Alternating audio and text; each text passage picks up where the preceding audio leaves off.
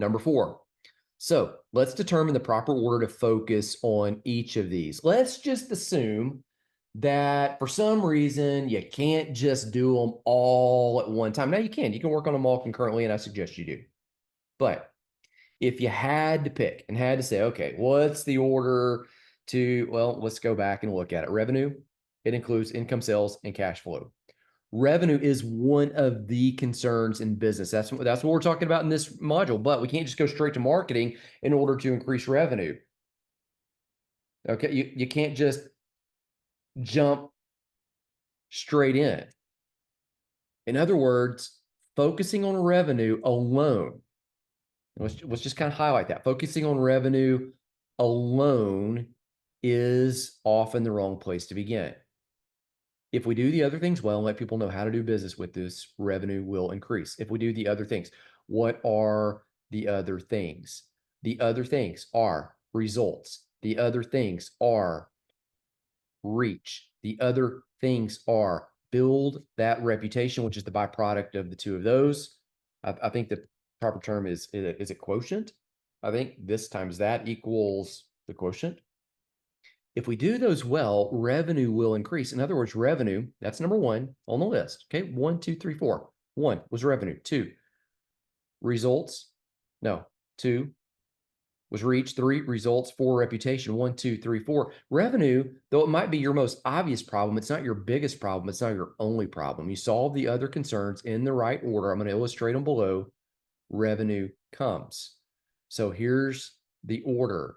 We typically look at these. Oh, got to make money. Oh, we need to reach more people. We need more followers. Oh, well, you know what? We got to help some people. We got to get some results. Oh, reputation. We worry about that last. Look, flip it. Build the reputation. What's the reputation? The reputation is the brand. Get results. Results are going to enhance the reputation. Reach more people. Revenue will grow as the byproduct of that. Notice that this means that growing your reach and increasing your revenue are natural consequences of serving people well.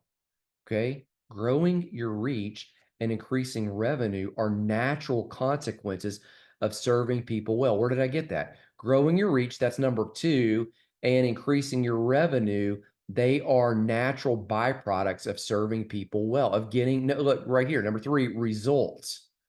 So we work on that reputation again, which is a factor of 3 and 2. So you kind of work on that, you get results, start reaching more people. Oh, number 4, growth. So it really becomes this cyclical thing as you start moving forward. Number 5.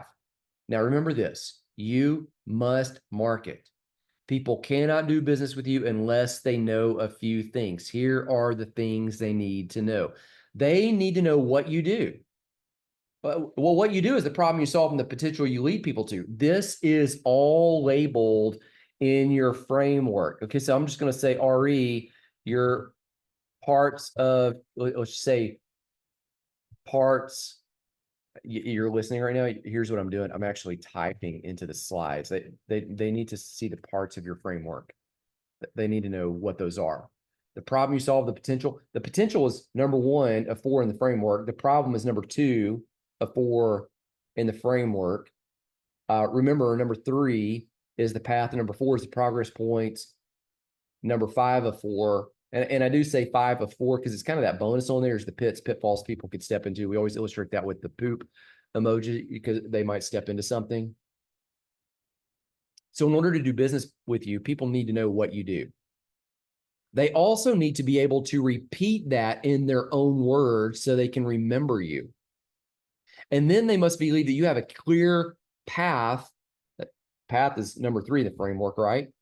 A path that can help them level up and get results. That if they walk your path, if they make it past those progress points, they'll get to where they want to be. They'll step into that potential. They've got to know all of that. They've got to believe all of that. And it's easier to do this if you drive down to the core thing you do. Not everything you can do, but the core thing that you can do and the core thing you want to do. Okay, again, remember, you got to market. People can't do business unless they know what you do and unless they can repeat that in their own words and unless they believe you have a clear path that can get them there. That's going to be easier if you drive down to one core thing, not everything. Okay, and again, here are the examples. A laser beam or a flashlight. What's the difference? Well, a flashlight, and they got high beam, really strong flashlights. I remember being a kid and going to camping, and you had these guys that, we had the cheap flashlights, for like $1 at Kmart. That's where we got the flashlights. And then you have these kids that walk in with basically, it's like a Magnum flashlight. Like it's like a tactical police gear flashlight. And it just shoots what looks like a laser beam, and you can see it like oozing through the air. And it's still right then, it's very different than a real laser beam. A real laser beam will cut through glass. And if I'm not mistaken, an actual laser beam probably has less molecules than a flashlight. One of those wide angle ones. What's the deal? They're just kind of concentrated and focused, booming and zooming at one space. And so the laser beam, it does something a flashlight cannot do. Here's another way to think about it. If I go outside right now, the sun is beaming down on me, going through the air, through the sky, whatever it is, 93 million miles or something a second. I mean, some absurd, takes 8 minutes for the light of the sun to get from the sun to planet Earth. And I go outside and nothing happens. I mean, if I stare at it, my eyes will kind of go blindy, right? But my skin's okay.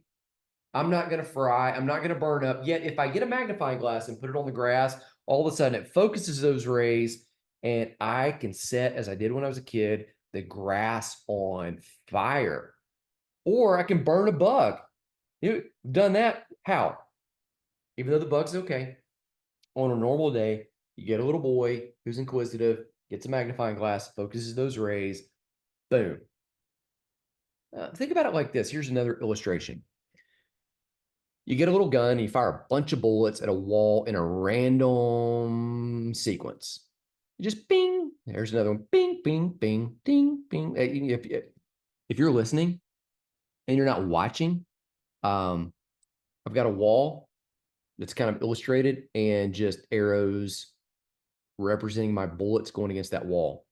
And there's, one bullet here, one bullet a couple feet down, another one a couple feet down, another one a couple feet down, just boom. Think about the difference, though. Bullets fired at a wall in random versus shooting a bunch of bullets at a single target. That might break through the wall. That might get the job done. So you must market. You need to ask for the sale. That's what marketing is. But in order for people to make a purchase, they need to know what you do. They need to be able to repeat it in their own words.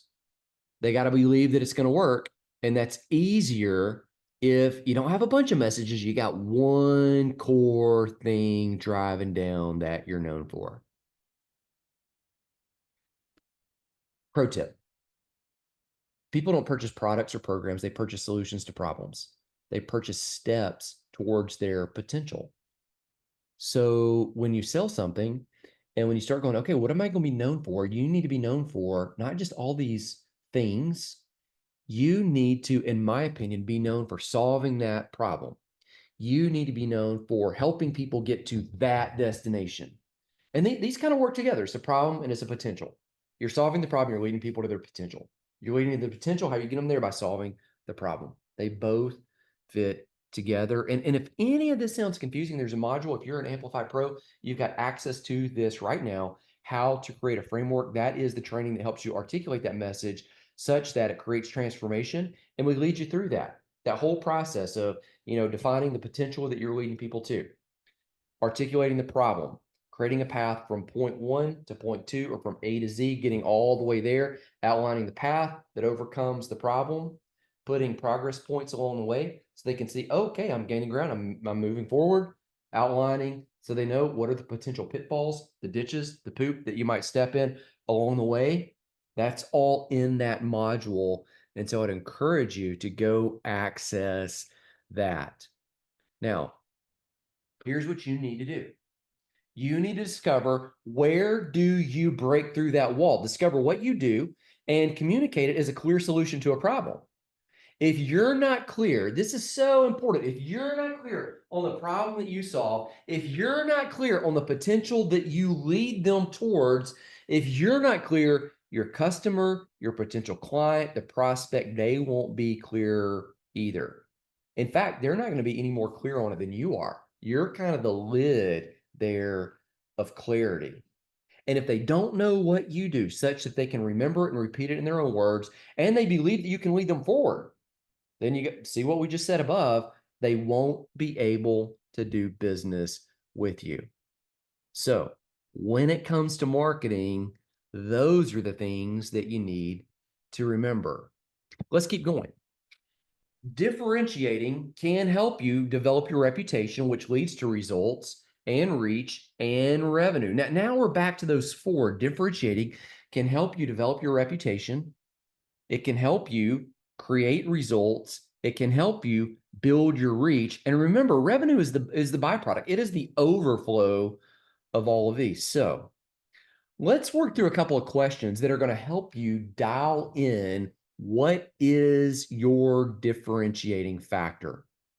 What is the ultimate area of your expertise? As you're building out the business plan, where should you focus? I mean, not all the things you could do, but where do you begin this thing? What should you do? And this is, by the way, just a great exercise to work through if you're sitting in a mastermind, you're sitting kind of in a group teaching training session. There's a training session that we do at our house here. We try to do this about once a year. We're doing it here again. This is something we're going to work through as the group. We can kind of sit everybody together and go, okay, hey, you've kind of dialogue, you've talked, you you're kind of all fans of each other. Some of you are friends of each other. Some of you even work together, but separate, get with people, and let's just start dialoguing. What do they see in you? Okay. And then you start going through these questions. All right. Questions. To what question are you the answer? To what problem are you the solution? To what issue are you the expert? Now, do you know? If you do, write it down and skip the rest of this module, or use the rest of the module just to kind of help clarify it. But if you don't know the answer to that, then I want to help you by walking you through 7 questions to equip you to explore your differentiating superpower, to show how you stand out in the marketplace. You think about it, it's easier to build a reputation when kind of you're the only one, or it's easier to build a reputation when you're kind of one of the few that do this thing, right? That's going to empower you to build that brand. So questions. Question number 1 of 7. What problem do I already solve? What problem do people already call me about? Already, this is visible. People already see this in you, and you know it because they call you and they ask you. This might be the thing where you think sometimes, I say this in the Making the Marketing Your Book course, if I had $1 for every time somebody asked me that, I would be rich. Okay, what is that? Question number 2. What is something that you're passionate about? Something that excites you, something that even if you get paid for it, you would do it because you just love it. Now, this might be invisible to others. They might not know about it, but when you get question number 1, what are you the expert about? What do people already ask you? You get question number 2, what excites you? If the 2 answers match, or if they're related, you might have found your sweet spot. Do you see? All right, let's keep going. Question number 3. What do I research a lot about? What do I read about? What do I watch, documentaries on? If you're kind of in that lane, or you watch YouTube videos on, you kind of search it up, or you listen to podcasts on it, such that people may know that you're an expert. Okay. And kind of another way to say this would be, and I get it, some of these questions are related. This is different than question number 1 in that this question is, man, you're researching this stuff. You don't really know it, like you're actively diving into it. So another way to ask this question is, what do I have the capacity to teach? And you are increasing your capacity to teach it at a high level. Question number 4. What is an area that you have results in that others have seen, even if you've not been paid for it? So this question is really highlighting you might have an expertise that you've not monetized. In fact, you might have come to this training because you have an expertise that's not been monetized that you want to monetize. You've got results. You've not been paid. You want to move it towards profit potential. Now, the two questions here, 3 and 4, do they match anything above? What's anything above? Well, do they match each other, or do they either one of them relate to questions 1 and 2? Are you starting to see any overlap in all of this? Let's keep going. Question 5. What are people willing to buy? So, uh, you know, is there a market for, let me try to make up something. Is there a market for, I can't think anything off the top of my head. But if you've got an expertise or you've got something you want to sell, but yeah, you're not really, that's not going to be something people will buy. A good way to say is, hey, do people already kind of buy versions of this? If they do, that might be a good indicator. Hey, I can go down this lane. Again, just a question to help you explore. Question number 6, what business am I currently in? Okay, don't overlook your field, especially if you like the field that you're in. I know several guys who have monetized teaching people about life insurance because they were already selling insurance. And so, one of them wrote a book and he sold a bunch of books and it's opened up speaking engagements. Another one, which gave him more credibility, is filled. So his business grew.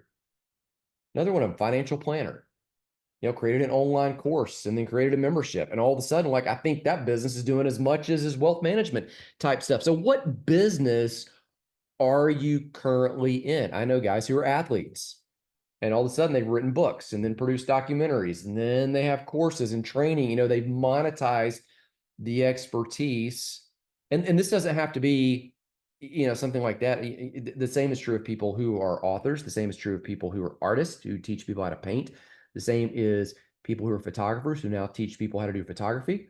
Somebody in our family, a mother-in-law, who is an accountant, a bookkeeper, who is working on some courses to teach people how to set up their books and how to run their business side of things.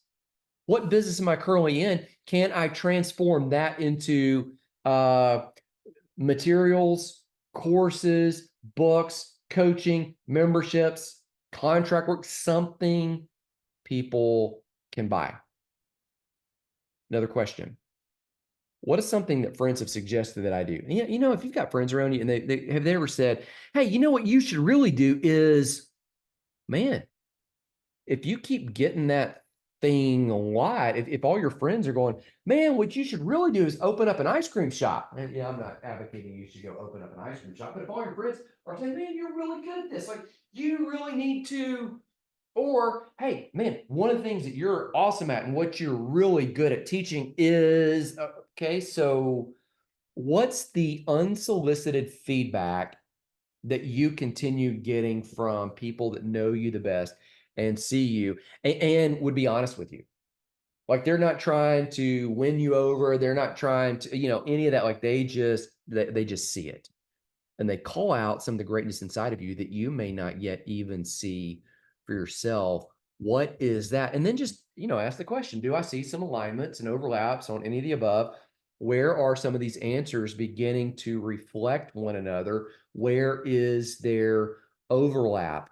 That might help you figure out where is the area that I'm going to start building a reputation based on some results that I'm going to help people get. That's number 3, which is going to build my reach. That's number 2, which then turns into number 1, revenue. Again, differentiating is your friend. Now, this isn't just a riches or in the niches type of thinking. I hear people say that a lot. Well, the riches are in the niches. The riches are in the niches. I don't think so much the riches are in the niches as much as the fact that when somebody kind of quote niches down, what they've done is they've just kind of developed a one-liner and they finally said, hey, I'm going to be known for something. And here's the thing I'm known for. And it ends up so many times that that's not the exclusive thing they do, but it is the doorway where they've kind of identified themselves where people start gathering and collecting around that. Think back to the example of the wall. You got 1, 2, 3, 4, 5, 6, 7. I think you got 8 bullets right there on that picture. 8 bullets firing in a random place, or 8 bullets, all the energy going into one place. Man, that is totally different. Now, when it comes to differentiating here, and all those questions that we walked through, here are a couple things not to do. Don't differentiate yourself just based on knowledge. Facts do not usually sell on their own because people can find anything they want to know with a quick online search. They just Google it, or as one of our girls says, because she just thought, Google is not like necessarily the verb or the command of what you do. She was using a different browser. So she would said, just go Safari it. People can find anything they want to know quickly online by Firefoxing it, by Safariing it, by Chroming it, by whatever they want to do. So don't just differentiate yourself based on knowledge or products. The same content can be delivered in numerous ways by you at different price points. So a book or a course is not the difference maker. So, you don't just go, hey, I'm the course guy, I'm the book guy. No. You could be doing all of those. Don't differentiate yourself based on what you do or your role or your title. Okay, there are numerous life coaches out there. There are numerous, countless trainers, lots of teachers, whatever. So that's not a difference maker. Do not differentiate yourself or set yourself apart based on your company name or your certification. 1 out of a million, it makes a difference, but those things don't mean a whole lot and simply create noise. So you need to differentiate yourself based on the problem you solve and leverage with the problem you solve your personality as well as connection and access to you. This goes back to the branding. This goes back to the reputation. This goes back to the module we talked about, core values. This goes back to the relationship that you have with people and how you reflect yourself on social media and in your emails and on your web pages and on your sales pages. Differentiate yourself based on your problem that you're solving, the potential you're leading people to, and embody that in your personality as well as access to you. Here's what it all means. If people trust you, they'll do business with you. People don't do business with knowledge.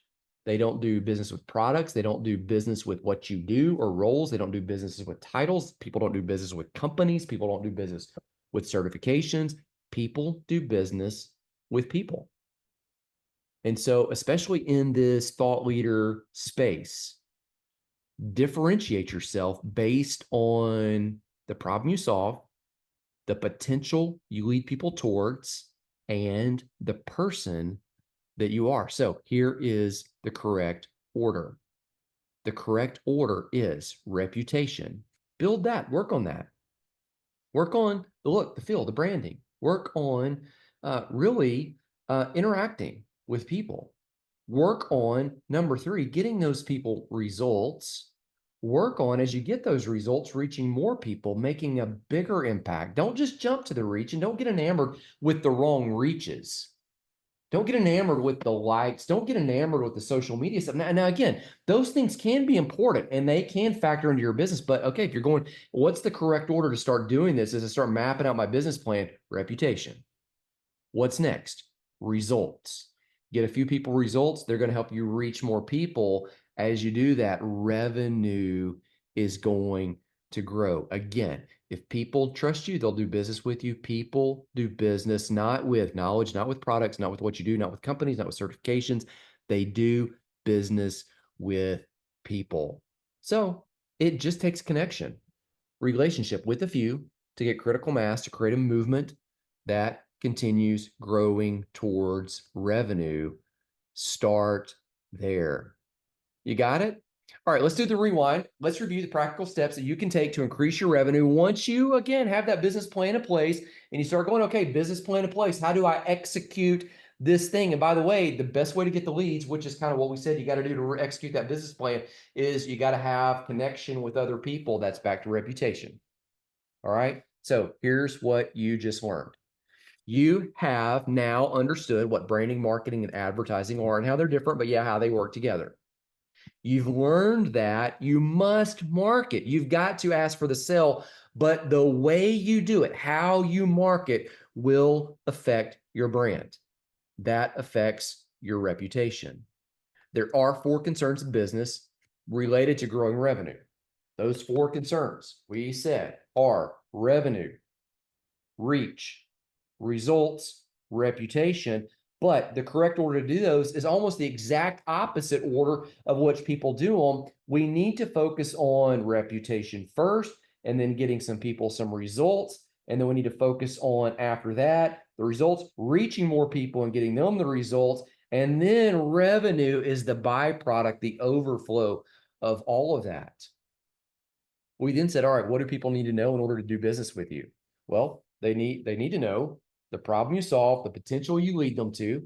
They need to know that you got a path that can lead them forward, and they need to know where to transact the sell. And in order to really do all of this, they need to know what you do, which is why we said it's super good if, when you go back to build that reputation, if you can differentiate yourself somehow. So we discussed how to do that. We talked about why that matters. And I really think that you can knock it out. All right. For further study, go here. Why you need to create core values immediately. That is a talk about branding. And then skip down to 3 force multipliers to monetize your business.